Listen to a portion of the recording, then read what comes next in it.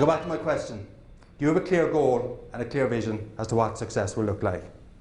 Another example of an organisation that was energized by clear goal and clear vision is McDonald's.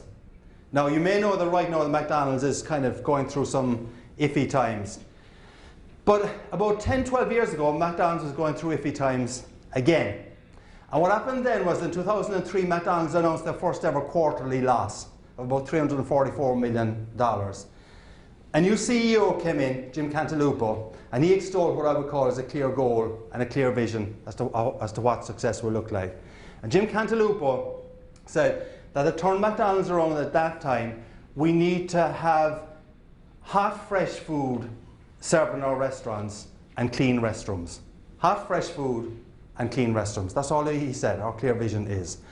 And what Jim Cantalupo did was he drove that basic concept through McDonald's. And from 2003 up to about 4 years ago, the McDonald's share price grew from $12.50 up to about $100. So the concept worked really well. But it worked out because Cantalupo had a clear goal and vision, clean restrooms, hot, fresh food.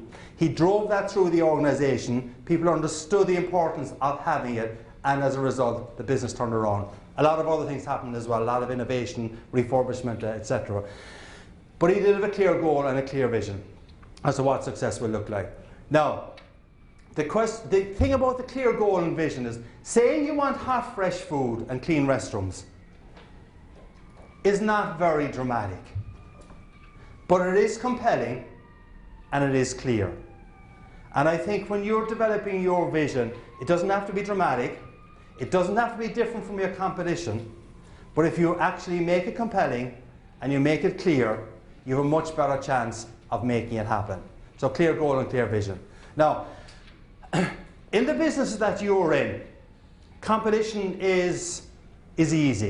Is that right, Chris? Competition is dead easy, yeah? All right, okay. So I mean, you've got up against really tough competitors, some of them who may be here in the room, but you're up against people who've got good product, good service, good people, and good marketing campaigns as well. That's the life that we live in. They're hopefully saying the same things about you. But one of the things that can make a difference to you, though, is whether or not you implement what I call restroom marketing. And you're kind of saying, what is he talking about now? Restroom marketing. Restroom marketing comes from that little anecdote I told you about McDonald's. And Cantalupo said that people were boycotting McDonald's because they weren't providing fresh hot food and clean restrooms. And basically what he realized is that there are certain things that if you don't get right, people will boycott your business. And one of the basic ways that people lose business is because you don't get basic things right or simple things right, and your customers get tired of you and they'll move to someone else. It isn't because you don't have a good product, it's because something went wrong. And one of the simple little questions you could ask yourself in terms of restroom marketing is to ask yourself, I would define restroom marketing as non-negotiables, all right? So for McDonald's, it had to be clean restrooms, right? It had to be hot, fresh food. And once they started moving away from that, they started to lose business again. For you, the non-negotiables are things that if you don't get right, your customers will walk.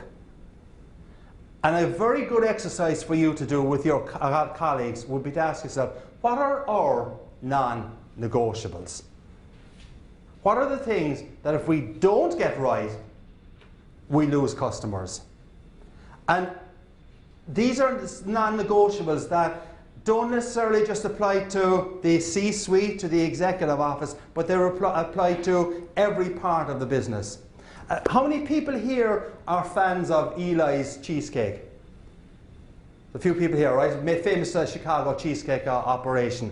I was listening to the CEO of Eli's Cheesecake a couple of days ago at a conference, and he said the most important person in the restaurant is the busboy. It's the really basic things that can make a difference. Because if you go to a restaurant, if any of you, last night we had a wonderful meal here, but if you had got snarky service from the staff, and we didn't, we got really good service from the staff, or if someone was actually rude to you, what you will remember is that kind of a reaction. right? So it isn't the chef that's going to make the difference to a restaurant. It isn't the maitre d' that's going to make a difference to a restaurant. It's basically the person who's serving your table. And what you've got to understand is, who are the people, the equivalent of the people serving your table for your customers? And you've got to make sure that they understand what the non-negotiables are. And if they understand what the non-negotiables are, if they implement them, you're going to satisfy your customers. They're going to say good things about you. You're going to grow your business. A simple concept, but not something that people necessarily pay a lot of attention to. So that's the first element I want to speak to you about. G is for goals, clear goals and vision. Second element I want to speak about is, and the question is, what is the customer experience? What is the brand experience that is differentiating you from your competition? So let's go back to the core reason why I asked you to take out your business card. Your behavior creates your brand. Your behavior determines what people say about you. What people say about you is your brand.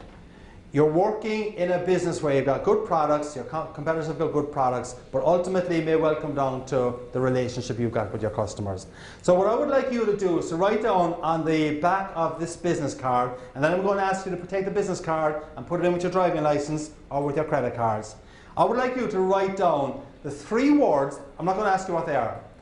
I would like you to write down the 3 words you would like your customers to say about you after you have left the meeting with them. Write down the 3 words you want your customers to say about you after you have left the meeting with them. I'll give you a minute to do it.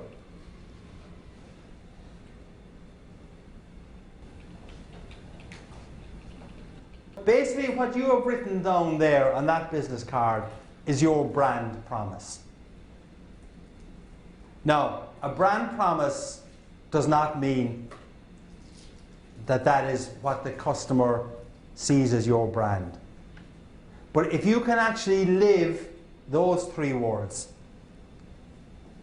you have a much better chance than of the customer actually seeing that this is your brand, and they will say those things about you.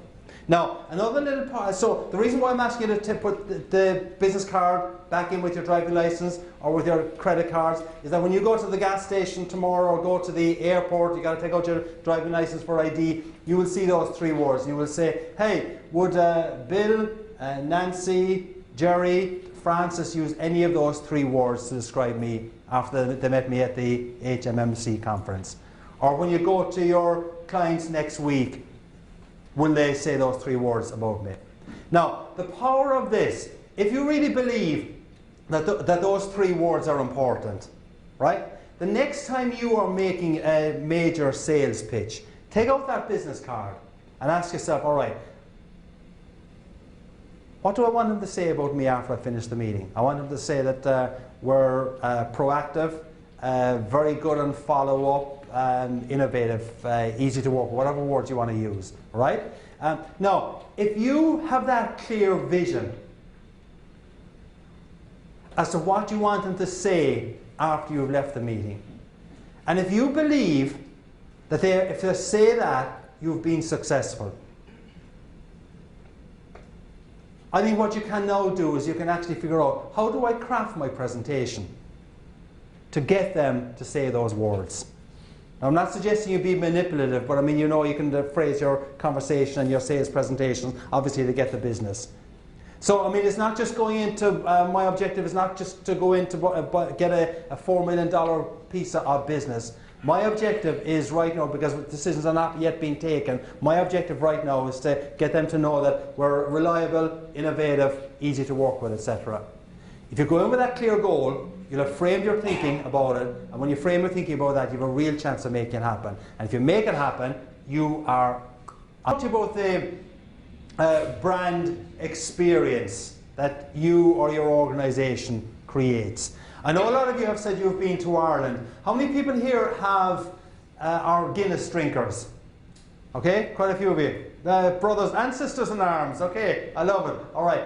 I want to use Guinness as an example to help you think about the brand experience and the customer experience that you are creating. You create a good customer experience, you're going to get repeat business. Right. Those of you who are Guinness drinkers will probably know that the pouring of a pint of Guinness is actually an art.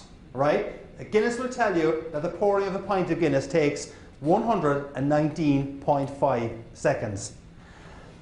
And when you're thirsty, 119.5 seconds is a really long time, but it's worth the wait though, right? But just one simple little point on that.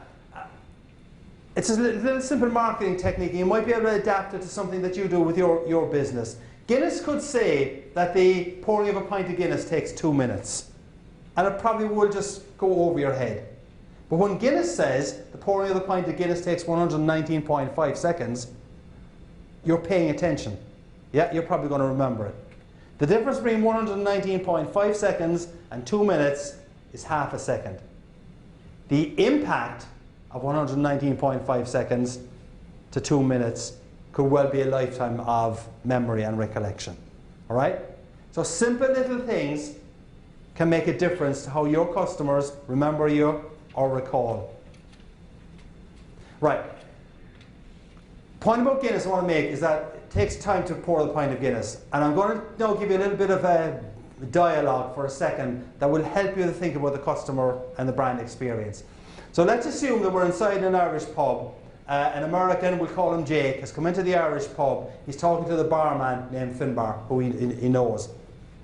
Jake does not know that it takes a long time to pour the pint of Guinness. So just let's listen in and we'll get some ideas about the brand experience.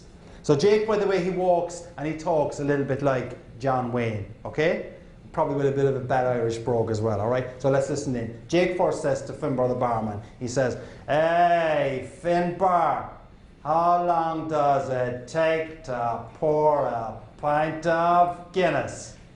You know, a pilgrim could die of thirst here waiting."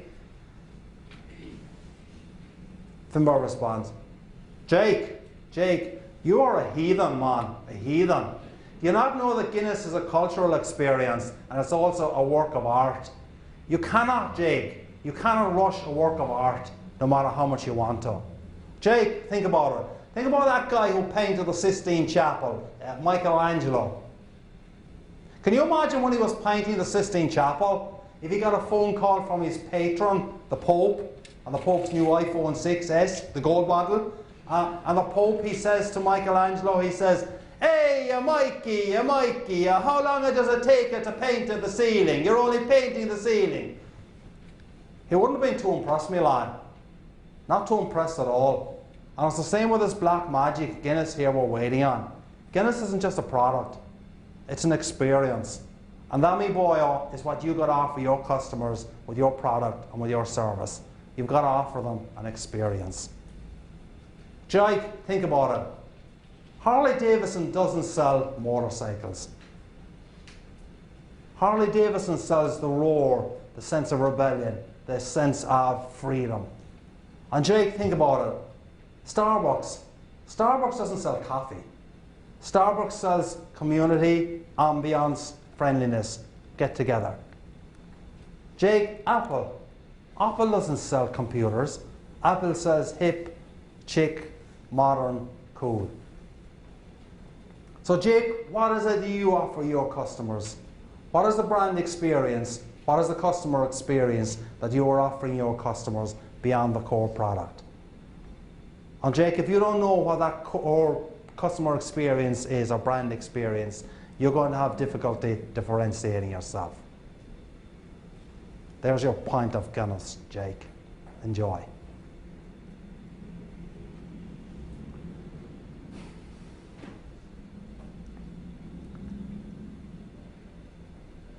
Now, I do believe that if that Irish barman Finbar was here today, the question he will be asking you is, what is the brand experience? What is the customer experience that you are offering your customers, your clients, that is differentiating you from your competition?